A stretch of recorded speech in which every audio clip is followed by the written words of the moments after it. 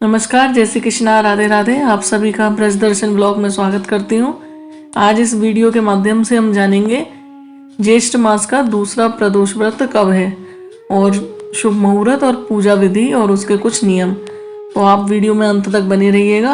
अगर आप लोगों को ये वीडियो पसंद आई, जानकारी अच्छी लगे तो आप अपने परिवारजनों मित्रजनों के साथ ये वीडियो शेयर कर सकते हैं। चैनल पर नए आए हैं तो चैनल को सब्सक्राइब भी कर सकते हैं और कमेंट कर सकते हैं। आइए हम जानते हैं इस बार का प्रदोष व्रत कब पड़ रहा है।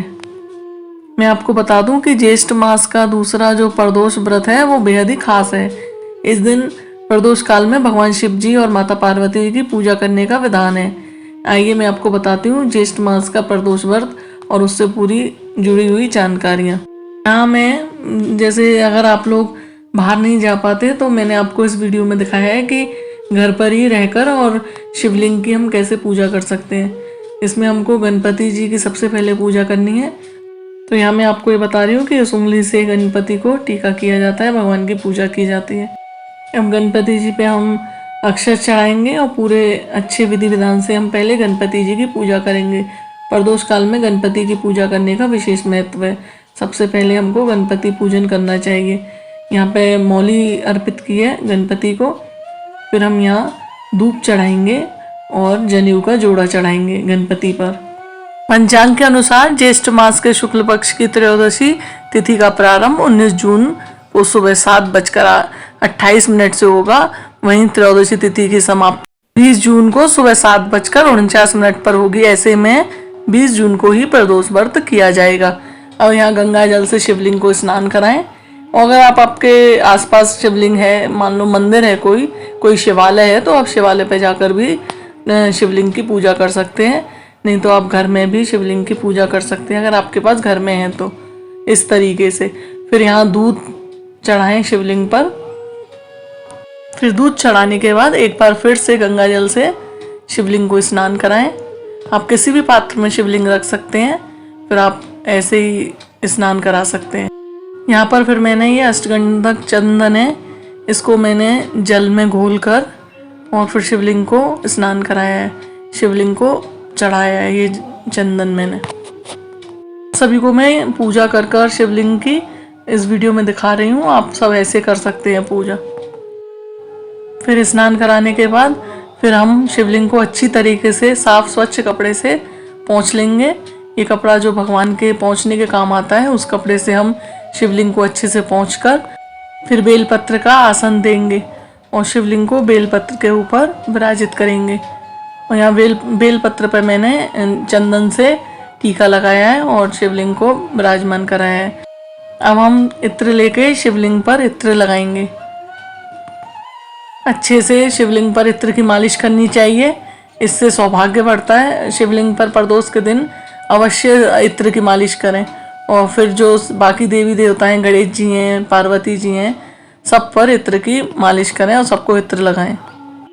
यहाँ गणेश जी को और माता पार्वती को भी इत्र लगाएंगे और फिर हम शिव जी पर चंदन लगाएंगे। प्रदोष व्रत की पूजा सामग्री में हमको जैसे सफ़ेद चंदन, लाल या पीला गुलाब, अक्षत, कपूर, धूप बत्ती, बेलपत्र, धागा, कलावा, फल फूल, मिठाई, फूलमाला, प्रदोष व्रत कथा की पुस्तक, शिव चालीसा, पंचमेवा, घंटा, शंख, हवन सामग्री और माता पार्वती जी के लिए पूजा सामग्री शामिल करें।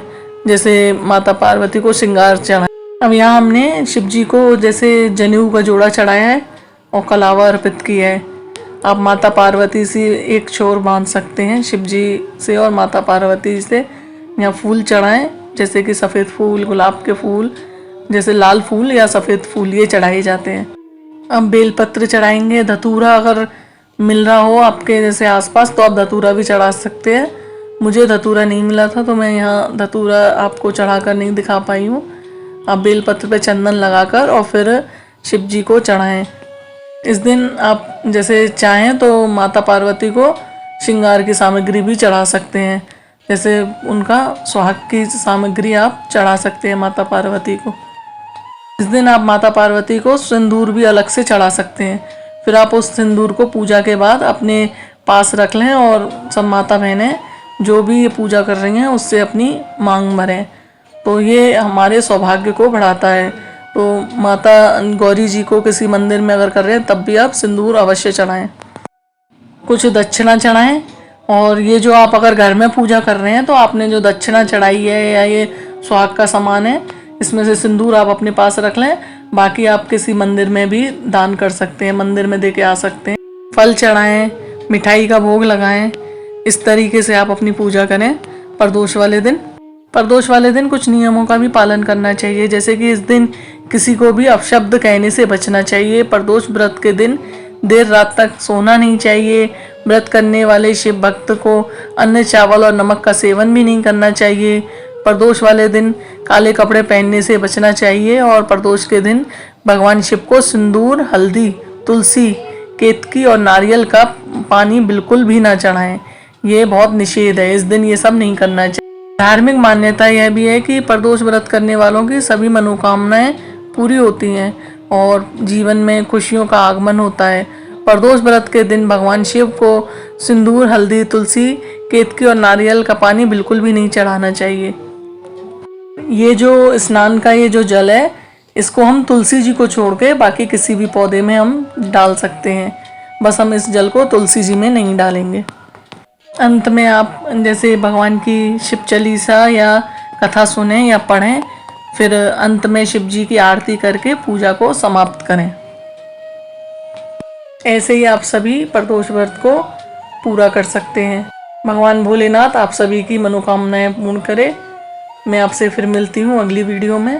तब तक के लिए जय श्री कृष्णा, राधे राधे, हर हर महादेव।